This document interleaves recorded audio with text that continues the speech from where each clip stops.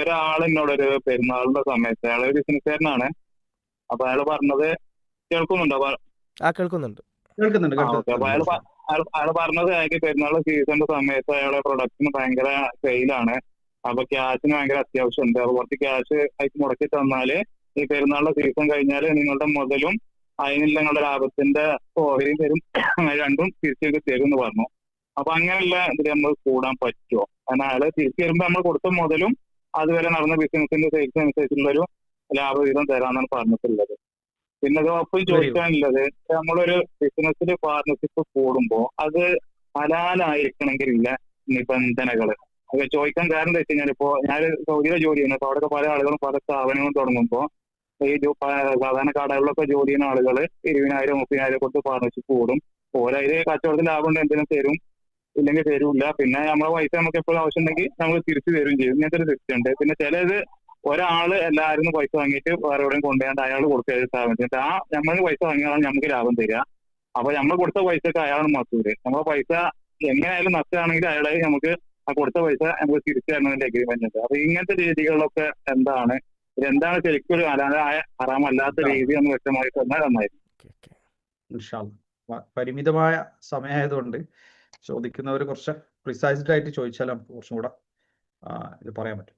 ഒന്ന്, ഇതില് പെരുന്നാളിന്റെ സമയത്ത് അവർക്ക് ഇപ്പോൾ വസ്ത്രങ്ങളോ മറ്റൊക്കെ ആണെങ്കിൽ ഈ വസ്ത്ര വ്യാപാരികൾക്ക് പെരുന്നാളുമായിട്ട് ബന്ധപ്പെട്ടിട്ട് അവർക്ക് കുറച്ച് കൂടുതൽ കച്ചവടം ഉണ്ടാവും. ഈ കൂടുതൽ കച്ചവടം ഉണ്ടാകുന്ന സമയത്ത് അവർക്ക് മുടക്ക് മുതൽ കൂടുതൽ ആവശ്യം വരും ഈ കച്ചവട വസ്തുക്കൾ വാങ്ങിക്കാൻ വേണ്ടി. അതിലേക്ക് നിക്ഷേപം നൽകിയിട്ട് അതിൽ നിന്ന് ലഭിക്കുന്ന ലാഭവും മുതലും അദ്ദേഹം തിരിച്ചറിയും. ഇത് അനുവദനീയാണോ? ഇത് വളരെ ഹലാലായ രൂപത്തിൽ നമുക്ക് ചെയ്യാം. എങ്ങനെയാണ് നമുക്ക് ഹലാലായ രൂപത്തിൽ ഈ ഒരു കച്ചവടം ചെയ്യാൻ പറ്റുക? നമ്മൾ നിശ്ചിതമായ ഒരു തുക ഇദ്ദേഹത്തിന് നൽകുന്നത് ആ സമയത്തുള്ള കച്ചവട വസ്തുക്കൾ വാങ്ങിക്കാനാണ്. അപ്പൊ ഇദ്ദേഹത്തിന്റെ മൊത്തം കച്ചവടത്തിലേക്ക് ഒരു പാർട്ട്ണർഷിപ്പ് ആയിട്ടല്ല ഇവിടെ തുക വാങ്ങിക്കുന്നത്.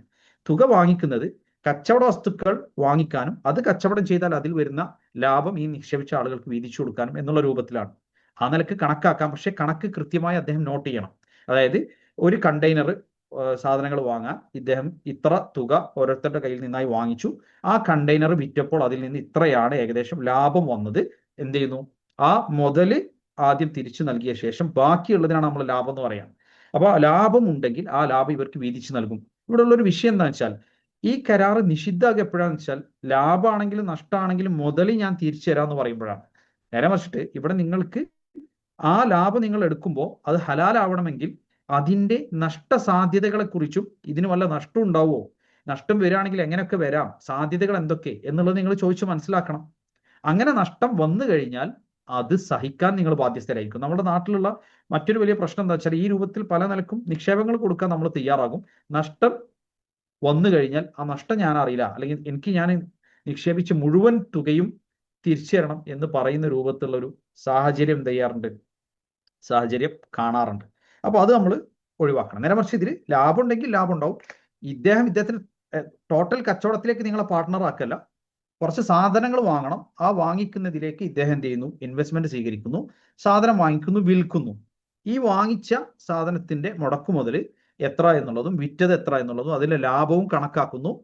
ഈ മുതൽ മുടക്കിയവർക്ക് ആ മുതൽ തിരിച്ചു കൊടുക്കുന്നു, ലാഭം എത്രയാണുള്ളത് അത് തിരിച്ചു കൊടുക്കുന്നു. ഇവിടെ നഷ്ടമാണെങ്കിൽ അവർക്ക് മുടക്കുമുതലിൽ ആ നഷ്ടം കഴിഞ്ഞ ശേഷം ബാക്കിയുള്ളത് അവർക്ക് ലഭിക്കുകയുള്ളൂ. ഇതാണ് അതിന്റെ ശർഈയായ രീതി. പിന്നുള്ള രണ്ടാം സംഗതി എന്താ വെച്ചാൽ, ഒരാൾ ഇൻവെസ്റ്റ് ചെയ്യുകയാണെങ്കിൽ അതിനുള്ള നിബന്ധനകൾ എന്തൊക്കെയെന്നുള്ളതാണ്. ഒന്ന്, ഇൻവെസ്റ്റ്മെന്റ് ആ ചെയ്യുന്ന കച്ചവടം ഹലാലായ കച്ചവടമായിരിക്കണം. അത് നമുക്ക് അനുവദിക്കപ്പെട്ട വസ്തുക്കളുടെ കച്ചവടമായിരിക്കണം. രണ്ടാം സംഗതി എന്ന് പറയുന്നത് പലിശയും അതുപോലെ തന്നെ അത്തരത്തിലുള്ള നിഷിദ്ധങ്ങളായ കാര്യങ്ങൾ കടന്നു വരുന്ന ഇടപാടാകരുത് എന്നുള്ളതാണ്.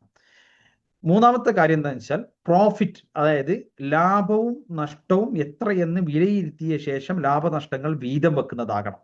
അതായത് ലാഭവും നഷ്ടവും പരസ്പരം പങ്കുവെക്കുന്നതാകണം. ഒരിക്കലും ഞാൻ ലാഭം മാത്രം എനിക്ക് വേണം, ഞാൻ നഷ്ടം സഹിക്കൂല എന്ന് പറഞ്ഞുകൊണ്ട് ഒരു കച്ചവടം ഇസ്ലാമിൽ അനുവദനീയമല്ല. ഇത്ര സിമ്പിളാണ്, ഇത്ര ലളിതാണ്. ഇതേ ഉള്ളൂ ഒരാളെ സംബന്ധിച്ചിടത്തോളം ഒരു കരാർ എഴുതുകയാണെങ്കിൽ.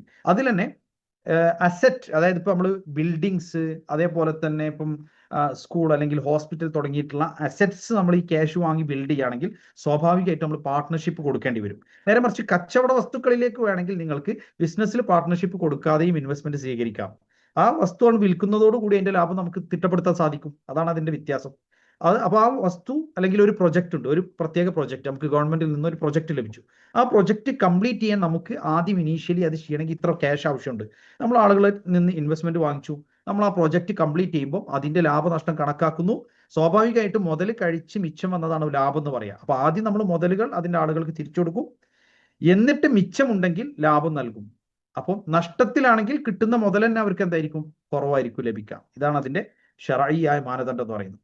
പിന്നെ നമ്മളിപ്പോ ഒരാൾ നമ്മുടെ കയ്യിൽ നിന്ന് കുറെ ക്യാഷ് ഒക്കെ ഇങ്ങനെ പലരുടെ കയ്യിൽ നിന്ന് വാങ്ങിച്ചിട്ട് അദ്ദേഹം പോയിട്ട് വേറൊരു സ്ഥലത്ത് ഇൻവെസ്റ്റ് ചെയ്യും, എന്നിട്ട് അദ്ദേഹം നമുക്കൊരു പങ്ക് വരും, അദ്ദേഹം ഒരു പങ്ക് എടുക്കും എന്നുള്ളതാണ്.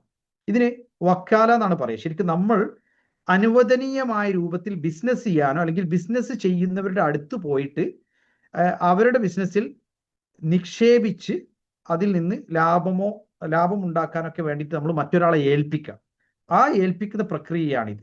അവിടെ അദ്ദേഹം എന്ത് ചെയ്യണം, ഇതിപ്രകാരമാണ് എന്നുള്ളത് വ്യക്താക്കണം. അതായത് ആളുകൾ ഇദ്ദേഹം നേരിട്ടാണ് ആ ബിസിനസ് ചെയ്യുന്നത് എന്ന് വിശ്വസിച്ച് ഇദ്ദേഹത്തെ ഏൽപ്പിക്കുകയും അവസാനം പണം പോകുമ്പോൾ ഞാനല്ല അത് ചെയ്തത്, അത് ഇന്ന ആളാ ചെയ്തത്, ഞാൻ അവിടെ പണം കൊടുക്കാന്ന് പറയുന്ന സാഹചര്യം ഉണ്ടാകാൻ പാടില്ല. ഇദ്ദേഹം എന്ത് ചെയ്യണം, അവരായിട്ടുള്ള കരാറിൽ വ്യക്താക്കണം. നിങ്ങൾക്ക് വേണമെങ്കിൽ എൻ്റെ അടുത്ത് അല്ലെങ്കിൽ ഇങ്ങനെ ചെയ്യുന്ന ആളുകളെ എനിക്കറിയാം, ഞാൻ അവരായിട്ട് ചേർന്നിട്ട് അല്ലെങ്കിൽ അതിൽ ഇൻവെസ്റ്റ് ചെയ്യാൻ ഉദ്ദേശിക്കുന്നുണ്ട്, നിങ്ങൾക്കും എൻ്റെ ത്രൂ അതിൽ ഇൻവെസ്റ്റ് ചെയ്യാൻ ആഗ്രഹം ഉണ്ടെങ്കിൽ നിങ്ങൾക്ക് ഇൻവെസ്റ്റ് ചെയ്യാം എന്ന രൂപത്തിൽ തന്നെ ആയിരിക്കണം എന്ത് ചെയ്യേണ്ടത്, ഇൻവെസ്റ്റ്മെന്റ് വാങ്ങിക്കേണ്ടത്. നേരെ മറിച്ചിട്ട് ഞാൻ ബിസിനസ് ചെയ്യാം എന്ന് പറഞ്ഞിട്ടാണ് അദ്ദേഹം ഈ ക്യാഷ് വാങ്ങിച്ചത് എങ്കിൽ പിന്നെ മറ്റൊരാളുടെ കയ്യിൽ കൊണ്ടുപോയി കൊടുത്താൽ അത് ഈ കരാറിനും എതിരാണ്. മാത്രമല്ല അത്തരം ഒരു സാഹചര്യത്തിൽ ഇദ്ദേഹം നഷ്ടം പൂർണ്ണമായും സഹിക്കാൻ ബാധ്യസ്ഥനാവും. കാരണം കരാറിന് എതിരായി പ്രവർത്തിച്ചാൽ പിന്നെ നഷ്ടം അയാൾ സഹിക്കേണ്ടി വരും. അത് ശറഈയായ നിയമമാണ്. അപ്പൊ അങ്ങനത്തെ അത്തരം കാര്യങ്ങളുണ്ട്. ഇതന്നെയാണ് കടകളിലും മറ്റൊക്കെ ഇൻവെസ്റ്റ് ചെയ്യുമ്പം അതിനൊക്കെ കൃത്യമായ ഏത് രൂപത്തിലുള്ള ഇൻവെസ്റ്റ്മെന്റ് ആണ് തുടങ്ങിയിട്ടുള്ള, അതേപോലെ തന്നെ അതിന്റെ പാർട്ട്ണർഷിപ്പ് എത്രയാണ്, ഓരോരുത്തർക്ക് എത്ര ശതമാനമാണ് പാർട്ട്ണർഷിപ്പ് ഉള്ളത്, ഇങ്ങനെ തുടങ്ങിയ കാര്യങ്ങളൊക്കെ നിശ്ചയം ഉണ്ടായിരിക്കണം. അത് കൃത്യമായി രേഖപ്പെടുത്തപ്പെടണം. അല്ലാത്ത പക്ഷം ഇതിൽ ആരെങ്കിലും ഒരാൾ മരണപ്പെട്ടാൽ തന്നെ വലിയ പ്രശ്നങ്ങൾക്ക് സാധ്യത നിലനിൽക്കുന്നുണ്ട്.